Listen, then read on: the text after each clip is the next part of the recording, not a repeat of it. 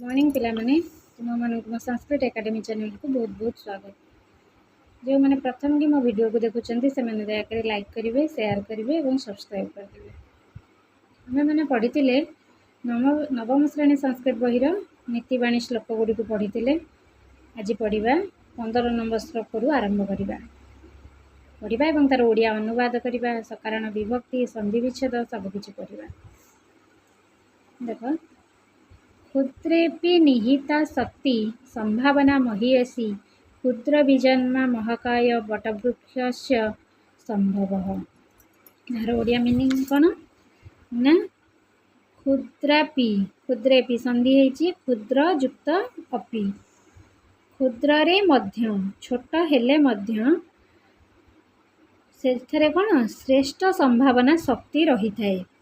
एणु छोट मंजीरू सुविशाल बट गचर बर गचर जन्म होता है। क्षुद्र विजन्मा महाकाय जमी छोट मंजीरू विशाल सुविशाल बटवृक्ष से संभव बड़ बर गचर संभावना बा जन्म होता है। यार व्याख्या कौन ना आम एठारे क्षुद्र रे विशाल शक्ति संभावना विषय आलोचना करा जायछि। भगवान को सृष्टि होछि बड़ विचित्र। एठारे सामान्य विशेषर संभावना हुए। क्षुद्र हेले मध्य से श्रेष्ठ संभावना शक्ति निहित होता है। जेपरिक गोटे छोट मंजीरू सुविशाल बरगछर जन्म होता है। एक कथा जड़े देखिले जाए विश्वास करिपरिबो। एते छोट मंजीटे आम छोट मंजीटे लगाऊे किंतु से मंजी दिने बड़ होगी कौन गोटे विराट बटवृक्ष परिणत होई। क्षुद्रेपि निहिता शक्ति गोटे क्या आम क्षुद्र बोली भाविबा उचित नुह, कारण समस्त मध्य किसी ना किसी शक्ति निहित थाए। से क्षुद्र हेले मध्य ता मध्य बहुत गुड़िए बड़ होबार शक्ति निहित अच्छी। संधि विच्छेद देख, क्षुद्रेपि क्षुद्र युक्त अपि क्षुद्र बीजन महाकाय क्षुद्र बीजात युक्त महाकाय। सकारण विभक्ति ये कौन हम ना महीयसी संभावना शक्ति संभव ये सब है कर्तरी प्रथम। क्षुद्र बीजात जनि कर्तु प्रकृति जोगे पंचमी विभक्ति बटवृक्ष संबंधे षष्ठी क्षुद्रे भावे सप्तमी। षष्ठ श्लोकटी को 16 नंबर श्लोकटी को देख, भेदभाव परित्यज्य जाति धर्म देहेतुकम सहावस्थानमेकत्र कर्तव्यम शांति कामी भी। यार ओडिया अनुवाद कौन हम ना जाति धर्मादि संबंधी भेदभाव को परित्याग करी शांतिकामी द्वारा एकाठी सहावस्थान करा उचित। ओडिया अनुवाद टी बुझ व्याख्या करवा जे एठारे आम पृथ्वी रे बहुत प्रकार जीव लोक मैंने बास करुँच। संसार मनुष्य भितर विभिन्न प्रकार जाति धर्म विभिन्न जातिर लोक मैंने भी ये बास करुँच।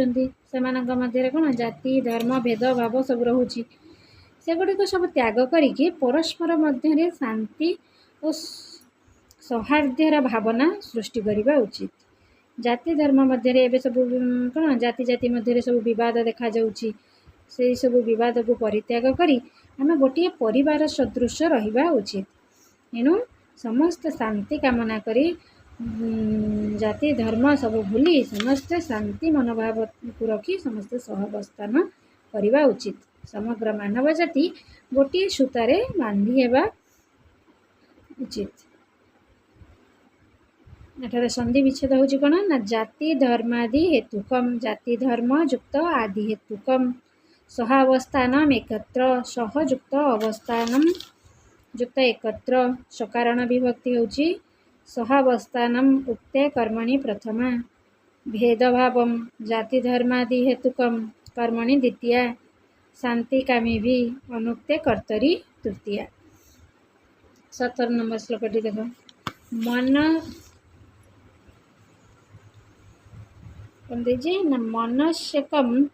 मनस्यकम वचस्यकम कर्मण्यकम महात्मानम मनस्यन्यद वचस्यन्यद कर्मण्यन्यद दुरात्मानम।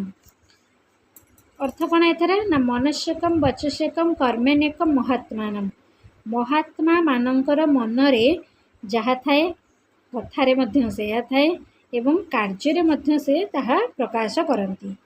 किंतु दुर्जन दुरात्मा कौन ना दुर्जन मानकर मनरे गोटे कथा वचन रे आउ गोटे कथा कहती एवं कार्य अन्य एक कथा करते। एठारे महात्मा तथा दुर्जन मानक मध्य थिबा भिन्नता को प्रदर्शित होईछि। साधारण व्यक्तिर मनरे जहाँ थाए ताहा तार वचन रे थाए अबा न थाए। पुनश्च कार्य कथा भिन्न होइथाए। हेले महात्मा मानकर कौन मनरे से माने जहाँ भावती कार्य रे ताहा करिथांती वचन रे मध्य ताहा करंती। किंतु दुर्जन प्रकृतिर लोक माने से माने मनरे गोटे कथा भाविबे वचन रे कथारे गोटे कथा कहिबे एवं कार्य रे अन्य एक कथा को प्रकाश करंती। एणु प्रत्येक मनुष्य माने स्वकीय तांका निजर मन वचन कार्यर समानता आनिबा को सदा प्रयत्नवान हेबा उचित। संधि विच्छेद मनस्यकम मनसी युक्त एकम वचस्यकम वचसी युक्त एकम कर्मण्यकम कर्मणि युक्त एकम मनस्यन्यत मनसी युक्त अन्यत वचस्यन्यत वचसी युक्त अन्यत कर्मण्यन्यत कर्मणि युक्त अन्यत दुरात्मनम दु युक्त आत्मनम। सकारण विभक्ति एकम हला कर्तरी प्रथमा महात्मानम दुरात्मानम संबंधे षष्ठी मनसी वचसी कर्मणि इसमें अधिकरणे सप्तमी। 18 नंबर श्लोकटी दिनान्ते च पिबते दुग्धम निशान्ते च पिबते पय भोजनान्ते पिबत क्रम किम वैद्यन प्रयोजनम। यार अर्थ कौन ना दिनान्ते च पिबते दुग्धम दिनर शेषरे बा संध्या कालरे दुग्ध पीवा उचित। निशान्ते च पीयते पय रात्रि शेषरे अर्थात रात्रि शेष माने पहांतरे सकाळु सकाळु जल सकाळु उठी आमे प्रथमे एक ग्लास जल पी पान करिबा उचित। भोजनान्ते पिबतकम क्रीम भोजन शेषरे दही पीवा उचित।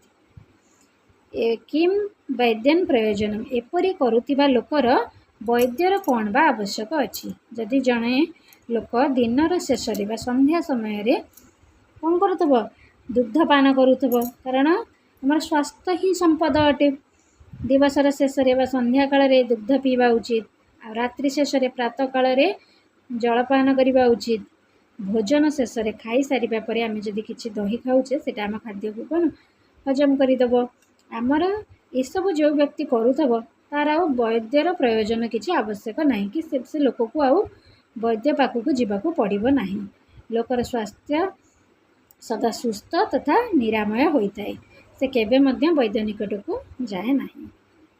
ये थिला तार ओडिया अनुवाद। एबे संधि विच्छेद पिबेत दुग्धम पिबेत प्लस दुग्धम दिनान्ते दिनयुक्त अन्ते निशान्ते निशायुक्त अन्ते भोजनान्ते भोजनयुक्त अन्ते पिबेत क्रम पिबेत युक्त तक्रम। सकारण विभक्ति देख दुग्धम पय च तक्रम कर्तरी प्रथमा विभक्ति वैद्यन प्रयोजनार्थे तृतीया दिनान्ते निशान्ते भोजनान्ते कालाधिकरणे सप्तमी विभक्ति अटे। आज पई एतिकी ये 4टी श्लोक को पढ़िब एवं तार ओडिया अनुवाद सकारण विभक्ति संधि विच्छेद सबगुड़ी को मन रखिब।